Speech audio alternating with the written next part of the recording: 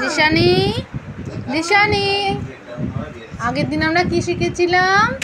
হ্যাঁ, স্বরবর্ণ, বাংলা স্বরবর্ণ। আজকে আমরা শিখবো বাংলা ব্যঞ্জন বর্ণ।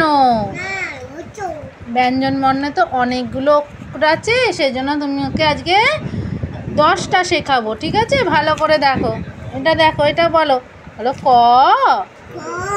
খ, গ, ঘ, ঙ, চ, তারপর ছ, বর্গীর জ, হাততলার জ।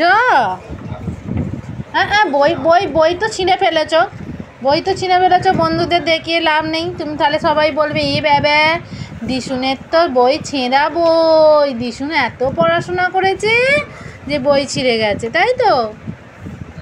তারপর বলো বর্গীর জ, হাততলার জ, ঙ। আর পড়ার সময় এদিক ওদিক করতে নেই, পড়ার সময় বসে মন দিয়ে পড়তে হয়, তাই তো?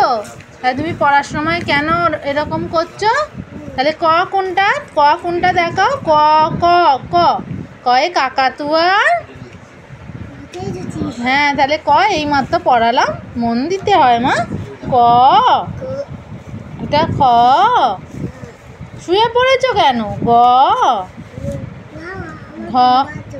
হ্যাঁ, ঘুম পাচ্ছে? দুপুরে ঘুমাওনি আজকে? দুপুরে যে ঘুমাওনি কেন? ঘুমাওনি কেন দুপুরে? আমি ঘুম পাড়িয়ে দিইনি? কে বললো? আমি তো ঘুম পাড়িয়ে দিলাম, তুমি ঘুমাওনি কেন? আমার বাবা পড়তে পড়তে কেউ ঘুমো করে নাকি? পড়তে পড়তে ঘুমো করতে নেই, উঠে পড়ো, উঠে পড়াশোনা করে ফেলো, তারপর ঘুমু করবে। উঠে পড়ো।